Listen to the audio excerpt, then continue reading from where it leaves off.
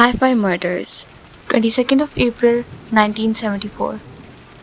आज से 51 साल पहले अमेरिका के शहर ऑगडेन यूटा में होने वाला ये इंसिडेंट यूटा की हिस्ट्री का सबसे डार्क और ब्रूटल क्राइम केस माना जाता है। लेकिन क्यों? ऐसा क्या हुआ उस शाम को जो इस केस को इतना डार्क बनाता है? हाई-फाई स्टोर एक ऑडियो स्टोर था जो 2023 वॉशिंगटन बुलीवार्ड पर लोकेटेड था। 22 अप्रैल की शाम को तकरीबन क्लोजिंग टाइम के करीब 6 आदमी 2 वैन्स लिए स्टोर की तरफ आए। उन 6 आदमियों में से 2 आदमियों के अलावा जो दोनों वैन्स में रुके, एक आदमी एक वैन में, बाकी के 4 आदमी हाथों में हैंडगन्स लिए स्टोर में एंटर हो गए। उस वक्त स्टोर में 18 साल की शेरी मिशेल एंसली और 20 साल का स्टैनली ऑरन वॉकर मौजूद थे। उन आदमियों ने स्टोर में एंटर होते ही उन दोनों को गन पॉइंट पे धमकाना शुरू कर दिया। उन 4 आदमियों में से 2 आदमी स्टैनली और मिशेल को स्टोर के बेसमेंट में ले गए और बाकी के 2 आदमी ऊपर जाकर स्टोर को लूटना शुरू हो गए। इस सब के बीच में स्टोर में एंटर होता है एक 16 साल का बच्चा, बायरॉन कोर्टनी निस्बेट, जो कि वहाँ एक लड़कों को थैंक यू बोलने आया था इस बात पे कि उसने उसे स्टोर का पार्किंग लॉट यूज़ करने की परमिशन दी थी जब तक कि वो अपने बाकी के काम करने गया था। अब उस बेचारे को क्या पता था कि उसके साथ आगे क्या होने वाला है।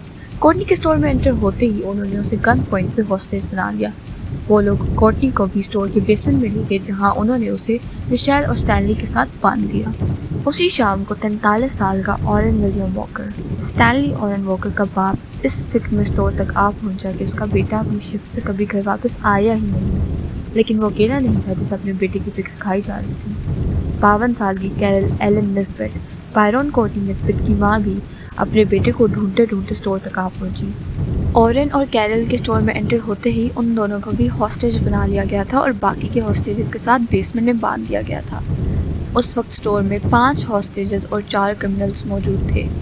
अब जो चीज़ इस केस को इतना ज़्यादा ब्रूटल बनाती है वो इसी पॉइंट से स्टार्ट होती है। हॉस्टेजेस के साथ बेसमेंट में 2 आदमी मौजूद थे और बाकी के 4 आदमी ऊपर स्टोर को लूटने में बिजी थे।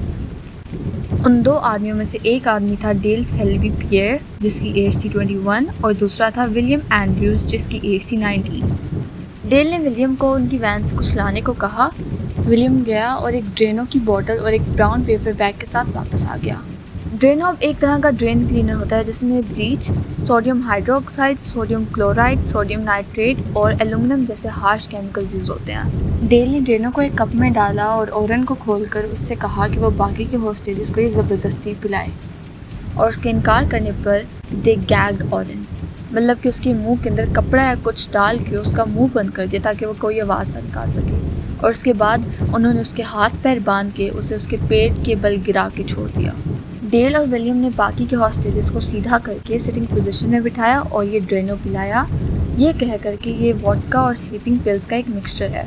हॉस्टेजेस में से सबसे पहले मिशेल को ये ड्रेनो पिलाया गया, जिसके पीते ही उसके होंठों पर छाले बन गए, उसका मुंह और गर्दन अंदर से पूरी जल गई और उसके मुंह के इर्द गिर्द की सारी स्किन गल गई। इसी तरह मिशेल के बाद उन्होंने बाकी सारे हॉस्टेजेस को ज़बरदस्ती यही ड्रेनो पिलाया और आखिर में ऑरन की बारी थी, जो अब तक ये तो समझ ही चुका था कि ये बिल्कुल भी वोडका नहीं है। ऑरन ने बोतल से ड्रेनो पीने की एक्टिंग की और अपने बेटे और बाकियों की तरह चीखने चिल्लाने का दिखावा किया, जो कि शायद बहुत कन्विंसिंग था क्योंकि डेल और विलियम को उस पर कोई शक नहीं हुआ। डेल को लगा था कि ड्रेनो पीते ही हॉस्टेजेस फौरन मर जाएंगे, लेकिन ऐसा नहीं हुआ। ड्रेनो से तो सिर्फ उनका हाल ख़राब हुआ था। इस पर डेल काफ़ी फ्रस्ट्रेट हुआ और उसने हॉस्टेजेस को वापस ड्रेनो पिलाया और इस बार उसने उनके मुंह पर डक्ट टेप लगाई ताकि वो ड्रेनो को थूक ना सके। लेकिन अब तक उनके मुंह के इर्द गिर्द की स्किन इस हद तक गल चुकी थी कि वो डक्ट टेप बिल्कुल ही चिपक नहीं रही थी। ये देखकर डेल और फ्रस्ट्रेट हुआ क्योंकि कुछ भी उसके हिसाब से नहीं चल रहा था। ये सिचुएशन बिगड़ती जा रही थी। फ्रस्ट्रेशन में ही डेल ने अपनी हैंडगन निकाल ली। उसने सबसे पहले कैरल को शूट किया, फिर उसके बेटे कोर्टनी को। इन दोनों के बाद उसने ऑरन को गोली मारी, लेकिन उसका निशाना चूक गया, जिस पर उसे और फ्रस्ट्रेशन हुई। कैन यू इमेजिन, कोई इतना इनह्यूमन कैसे हो सकता है? खैर, ही गॉट फ्रस्ट्रेटेड और उसने उसके बेटे स्टैनली को शूट कर दिया। स्टैनली को मारने के बाद डेल ने वापस ऑरन को गोली मारी, जो कि उसके सर को छू के गुजर गई। लेकिन डेल को लगा कि अब तो मर ही गया होगा ये। जब डेल को लगा कि बाकी सब मर चुके हैं तो वो मिशेल को लेकर बेसमेंट के थोड़ी दूर कोने में चला गया। उसने विलियम से कहा कि वो 30 मिनट के लिए बाहर चला जाए और वो चला गया। विलियम के जाने के बाद डेल ने गन पॉइंट पर मिशेल को उसके कपड़े उतारने पर फोर्स किया और फिर रिपीटेडली उसको किया। اس کے بعد اس نے مشیل کو اپنی نگرانی میں باتھ روم یوز کرنے کی پرمیشن دی اینڈ اس کے بعد وہ اسے گھسیٹ کر وہیں لے آیا جہاں باقی کے ہاسٹیجز خون میں لت پت پڑے تھے۔ اس نے مشیل کو اس کے منہ کے بل گرایا اور اسے گولی مار دی، اور ان کے مطابق مشیل کے آخری الفاظ تھے "I am too young to die"۔ Michelle کو مار دینے کے بعد ڈیل نے ریئلائز کیا کہ اورن تو ابھی بھی زندہ ہے۔ یہ معلوم پڑنے پر وہ اورن کے اوپر چڑھ گیا اور اس نے ایک وائر کی مدد سے اس کا گلا دبانے کی کوشش کی۔ جب یہ بھی کام نہ کیا تو ڈیل نے اورن کے کان میں ایک بال پوائنٹ پین ڈالا اور اس کے اوپر زور زور سے پیر مارنے لگا۔ ہی واز اسٹامپنگ، جس سے اس کا کان کا پردہ بالکل پھٹ گیا اور وہ بال پوائنٹ اس کا گلا چیر کر باہر نکل آیا۔ جب ڈیل اور ولیم کو یہ یقین ہو گیا کہ اب سب ہاسٹیجز مر چکے ہیں تو وہ باقی کے 4 آدمیوں کے پاس اوپر گئے اور ان کے ساتھ مل کے وین میں سامان لوڈ کرنے لگ گئے۔ انہوں نے $24,000 ورتھ اکوپمنٹ چوری کیا اور وہاں سے بھاگ گئے۔ یہ سب ہونے میں تقریباً 2 گھنٹے لگے۔ اس انسیڈنٹ کے 3 گھنٹے بعد اورن کی فیملی میں سے اس کا دوسرا بیٹا اور اس کی بیوی پریشانی میں اسٹور تک پہنچے۔ وہاں پر پہنچ کر انہوں نے دیکھا تو اسٹور کی حالت بالکل خراب سی تھی، ہر چیز زمین پر بکھری ہوئی تھی۔ ابھی اورن کی فیملی اسٹور کا یہ حال دیکھ کر پروسیس ہی کر رہے ہوں گے کہ اورن کے بیٹے کو اسٹور کے بیسمنٹ سے کچھ عجیب سی آوازیں آنے لگی۔ وہ اسٹور کے بیک ڈور سے اندر گھسنے کی کوشش کرنے لگا جبکہ اس کی ماں یعنی کہ اورن کی بیوی پولیس کو کال کرنے لگی۔ پولیس کے وہاں پہنچتے ہی انہیں اسٹینلی اور مشیل کی باڈیز ملی۔ کیرل کی بھی سانسیں چل رہی تھی تو انہوں نے اسے فوری ہاسپٹل بھیجا، لیکن ہاسپٹل پہنچتے ہی اس کی ڈیتھ ہو گئی۔ کیرل کے بیٹے کورٹنی کو بھی ہاسپٹل بھیجا گیا، لیکن اس کی سیویئر انجریز اور سیویئر برین ڈیمیج کو دیکھتے ہوئے ڈاکٹرز نے کہا کہ شاید بچ نہ پائے، لیکن اس سب کے باوجود بھی وہ سروائیو کر گیا۔ کورٹنی کو 1 سال تک ICU میں رکھا گیا۔ پورے 1 سال بعد اسے ہاسپٹل سے ڈسچارج کیا گیا۔ البتہ اپنی پوری زندگی وہ اپنے برین ڈیمیج کی وجہ سے بہت مشکل میں رہا، اور ان کو زہر دینے، گلا گھونٹنے، گولی مارنے اور پین سے زخمی کرنے کے باوجود بھی وہ زندہ اور ہوش میں تھا۔ انفیکٹ پولیس کے کرائم سین پر پہنچنے پر اورن تکلیف میں بیسمنٹ میں ادھر ادھر بھاگ رہا تھا۔ اگرچہ اورن کا منہ ڈرینوں سے بری طرح جل چکا تھا اور اس کا کان کا پردہ بھی پھٹ چکا تھا، وہ پھر بھی پولیس کو کلپرٹس کے بارے میں سٹیٹمنٹ دینے کے قابل تھا۔ جلد ہی مرڈرز نیوز چینلز پر رپورٹ ہو گئے۔ اس خبر کے آن ایئر ہونے کے کچھ گھنٹوں بعد ہی پولیس کو ایک کنسرنڈ آدمی کی طرف سے ایک کال آتی ہے جس میں وہ یہ اسٹیٹ کرتا ہے کہ اسے ایک ایئر فورس ہیلی کاپٹر میکینک کی ایک بات یاد آئی ہے جس میں وہ یہ کہہ رہا تھا کہ "One of these days I'm going to rob that hi-fi store and if anybody gets in the way I'm going to kill them"، یعنی کہ کسی دن میں اس ہائی فائی اسٹور کو لوٹوں گا اور اگر کوئی راستے میں آیا تو میں اسے مار دوں گا۔ یہ الفاظ تھے 19 سالہ ولیم اینڈریوز کے، جو کہ ایک ایئر فورس ہیلی کاپٹر میکینک تھا۔ اس کے کچھ گھنٹوں بعد ہی اس کرائم کا کنیکشن ایئر فورس سے کافی اسٹرانگ ہو چکا تھا۔ جب کچھ بچے ایئر بیس کے قریب ہی کسی ڈمپسٹر میں سے چیزیں ڈھونڈ رہے تھے، وہ ڈمپسٹر ڈائیونگ کر رہے تھے، جسے کافی ہوم لیس بچے کچرے میں سے چیزیں ڈھونڈ کے بیچتے ہیں ویسے ہی۔ خیر ان بچوں کو اس ڈمپسٹر میں سے کچھ والیٹس ملے جن میں وکٹمس کے ڈرائیورز لائسنسز تھے۔ اس کیس سے ریلیٹڈ جو ڈیٹیکٹیو تھا وہ جب ان ڈمپسٹرز تک پہنچا تو انہوں نے دیکھا کہ وہاں ایک کراؤڈ اکٹھا ہو چکا تھا، اور یہ اندازہ لگاتے ہوئے کہ کلپرٹس کا کنیکشن ایئر بیس سے ہے تو یہ کافی حد تک پاسبل تھا کہ وہ کلپرٹس اسی کراؤڈ میں موجود ہوں۔ تو جو ڈیٹیکٹیو تھا اس نے ایک طرح سے کلپرٹس کو ڈرانے کا سوچا۔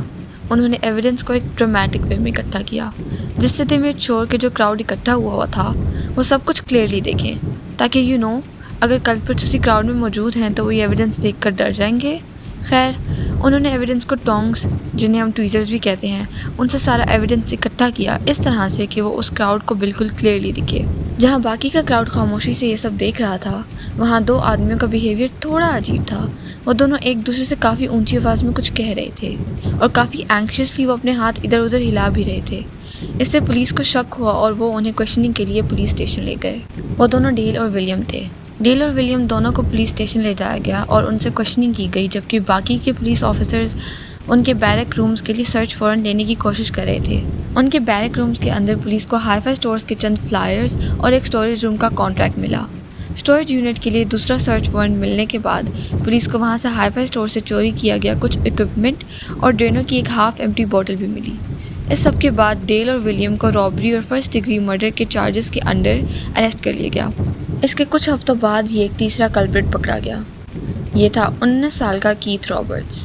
کیتھ کا یہ کہنا تھا کہ اس نے باہر وین میں صرف انتظار کیا تھا اور اسے بالکل بھی آئیڈیا نہیں تھا کہ اندر ڈیل اور ولیمز کیا کیا کام کر رہے تھے۔ تو سب انویسٹیگیشن کے بعد یہ 3 کلپرٹس اریسٹ کیے جاتے ہیں اور باقی کے 3 کلپرٹس کبھی ملے ہی نہیں۔ بٹ دا تھنگ از کہ اس سب انویسٹیگیشن کے دوران جو کلپرٹس اریسٹ ہوئے تھے انہوں نے باقی کلپرٹس کے بارے میں کچھ نہیں بتایا، تو ٹوٹل کتنے لوگ انوالو تھے یہ ہمیں پتہ ہی نہیں ہے۔ یہ انویسٹیگیٹرز کا صرف اندازہ تھا کہ 6 لوگ انوالو تھے، لیکن اریسٹ صرف 3 لوگ ہوئے تو دیر از اے چانس کہ اصل میں 6 لوگ انوالو تھے ہی نہیں، شاید صرف 3 لوگ انوالو تھے یا شاید 4۔ What do you guys think؟ خیر، ڈیل اور ولیم پر جتنے چارجز لگائے گئے تھے، رابری، فرسٹ ڈگری مرڈر وغیرہ کے، دے were found guilty in sub charges پر، اور انہیں ڈیتھ سینٹنس ہوئی تھی، جبکہ Keith was found guilty only for the robbery اور اسے مرڈر کے ساتھ ایسوسیٹ نہیں کیا گیا۔ کورٹ میں ٹرائلز کے دوران جوری کو یہ معلوم ہوا کہ ڈیل اور ولیم نے ایگری کیا تھا کہ وہ دونوں اسٹور کو لوٹیں گے اور جو کوئی بھی اندر ہوگا وہ اسے مار دیں گے۔ ان دونوں نے مل کر کافی ٹائم ریسرچ کی کہ وہ کسی کو جلدی سے اور آسانی سے کیسے مار سکتے ہیں۔ اس کے علاوہ اٹ واز رپورٹڈ کہ ڈیل اور ولیم نے ایک کرائم کمٹ کرنے سے پہلے کئی بار ساتھ میں ایک 1973 میں ریلیز ہونے والی فلم میگنم فورس دیکھی، جو کہ ایک کافی وائلنٹ فلم ہے، تو شاید یہ دونوں وائلنٹ موویز کے فینس تھے اور تبھی انہیں ہارفک آئیڈیاز آئے۔ ڈیل اور ولیم نے جتنا ٹائم جیل میں گزارا اس ٹائم میں باقی کے پرزنرز ہیٹڈ دیم۔ وہاں ڈیل اور ولیم کو اس گھٹیا کرائم کی وجہ سے، جیسا کہ میں نے کہا تھا کہ یہ یوٹا کی ہسٹری کا سب سے ڈارک اور بروٹل کیس مانا جاتا ہے، وہ انہیں اس طریقے سے دیکھتے تھے کہ وہ دونوں پوری دنیا کا سب سے بڑا کچرا ہیں۔ I don't know but they were disgusted and they should be۔ Dale اور William deserve the absolute worst۔ اب میں آپ کو ان تینوں کی پیرول ہیئرنگ کے بارے میں بتاتی ہوں۔ پیرول ہیئرنگ بیسکلی ایک لیگل پروسیڈنگ ہوتی ہے جہاں پرزنرز کچھ ٹائم جیل میں گزارتے ہیں اور پھر وہ ایک پیرول کے سامنے اپیئر ہوتے ہیں، جہاں پرزنر کے جیل میں بیہیویئر، ریمورس اور ریگریٹ جیسے فیکٹرز پر یہ ریکنسیڈر کیا جاتا ہے کہ انہیں رہا کرنا چاہیے یا نہیں، یا ان کی سینٹنس کم کرنی چاہیے یا نہیں۔ ڈیل کے جیل میں گزرے ہوئے ٹائم میں اس نے اپنے ایکشنز اور کرائم کو لے کر کوئی افسوس، کوئی ریگریٹ شو نہیں کیا۔ اس نے اینڈ تک سب ڈینائی کیا۔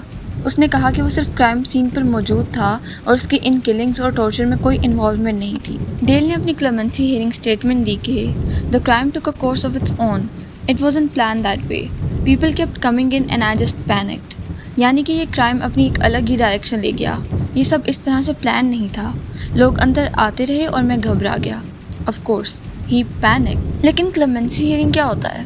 کلیمنسی hearing is a legal proceeding جہاں پرزنر اپنی پینلٹی میں گورنمنٹ سے لینینسی کی ریکویسٹ کرتا ہے۔ آخر میں ڈیل کو 28 اگست 1987 کو یوٹا اسٹیٹ پرزن میں لیتھل انجیکشن کے تھرو ایگزیکیوٹ کیا گیا۔ یہ یوٹا کی لیتھل انجیکشن سے پہلی ایگزیکیوشن تھی، کیونکہ اس سے پہلے وہ فائرنگ اسکواڈز کا یوز کرتے تھے۔ ڈیل کے لاسٹ ورڈز تھے I'll be glad when this is over۔ اب ڈیل کی طرح ولیم نے بھی شروع میں کچھ خاص ریگریٹ نہیں دکھایا، لیکن آنے والے سالوں میں اس نے پچھتاوا دکھایا، لیکن کسی نے اس کا یقین نہیں کیا کیونکہ اس کا بیہیویئر جیل میں بھی کافی وائلنٹ اور مینیپولیٹو تھا، تو اس لیے سب کو لگا کہ وہ سنسیئر نہیں ہے۔ اور ایک پوائنٹ پر ولیم کلیم کہ he was under the influence of drugs crime کے دوران، یعنی کہ وہ کرائم کے دوران ہوش میں ہی نہیں تھا، اسی لیے اس کا اپنے ایکشنز پر کوئی کنٹرول نہیں تھا، اور اس نے بھی بالکل انکار کر دیا کہ اس کی ان مرڈرز میں کوئی بھی انوالومنٹ تھی۔ ولیم کی کمیوٹیشن ہیئرنگ، جو کہ ایک لیگل پروسیڈنگ ہے جس میں ایک پرزنر اپنی سینٹنس کو کم کرنے کی ریکویسٹ کرتا ہے، ولیم نے کہا کہ I do not believe the death penalty is of any value to society. I believe I have learned that life is a very precious thing. I do not believe anyone has the right to take another person's life. یعنی کہ میں نہیں مانتا کہ death penalty کا society کے لیے کوئی فائدہ ہے۔ مجھے لگتا ہے کہ میں نے سیکھ لیا ہے کہ زندگی ایک بہت قیمتی چیز ہے۔ میں نہیں مانتا کہ کسی کو بھی کسی دوسرے کی زندگی چھین لینے کا حق ہے۔ Ironic, isn't it؟ آخر میں ولیم کو بھی 30 جولائی 1992 کو یوٹا اسٹیٹ پرزن میں لیتھل انجیکشن کے تھرو ایگزیکیوٹ کیا گیا۔ یہ یوٹا کی لیتھل انجیکشن سے دوسری ایگزیکیوشن تھی۔ ڈیل کی ایگزیکیوشن کے بعد ولیم کے لاسٹ ورڈز تھے Dear young people, it pains me a great deal to know that I was involved in the crime for which I am accused. I never dreamed that I would be involved in causing hurt or pain to anyone۔ یعنی کہ Dear young people، مجھے جان کر بہت دکھ ہوتا ہے کہ میں اس جرم میں شامل تھا جس کا مجھ پر الزام لگایا گیا ہے۔ میں نے کبھی سوچا بھی نہیں تھا کہ میں کبھی کسی کو تکلیف یا درد پہنچانے میں شامل ہو جاؤں گا۔ لاسٹلی، کیتھ کی payroll hearing. Payroll hearing is basically a legal proceeding جہاں پرزنر ایک پیرول کے سامنے اپیئر ہوتا ہے اور اس کے پرزن میں بیہیویئر، کرائم میں انوالومنٹ اور ریمورس جیسی چیزوں پر جج کر کے اس کی سینٹنس کو ریکنسیڈر کیا جاتا ہے۔ تو کیتھ نے اپنی پیرول ہیئرنگ میں یہ کہا کہ I am ashamed of my involvement in this case، یعنی کہ میں اپنی اس کیس میں انوالومنٹ پر شرمندہ ہوں۔ کیتھ اپنی بات پر بالکل قائم رہا کہ he did not know کہ اندر کیا ہو رہا تھا اور اس کا مرڈر سے کوئی تعلق نہیں تھا۔ کیتھ کو پہلے تو عمر قید ہوئی تھی، لیکن جیل میں اس کے اچھے بیہیویئر، اور کرائم میں خاص رول نہ ہونے کی وجہ سے اسے 13 سال کی سزا کے بعد 1987 میں رہائی مل گئی، جس پر کافی لوگوں کا اعتراض تھا کیونکہ ہی واز اسٹل انوالوڈ اور اس نے مرڈررز کو بھاگنے میں مدد کی۔ خیر، ریلیز کے بعد کیت اپنے رشتہ داروں کے ساتھ چینڈلر اوکلاہوما میں رہنے چلا گیا۔ اسے اوکلاہوما کے شہر میں ایک الیکٹرانک اسٹور میں جاب مل گئی and he was reported to be living quietly. لیکن اس کی ریلیز کے 5 سال بعد اور ولیم کی ایگزیکیوشن کے 9 دن بعد اس نے اپنے آپ کو گولی مار کے سوسائڈ کر لیا۔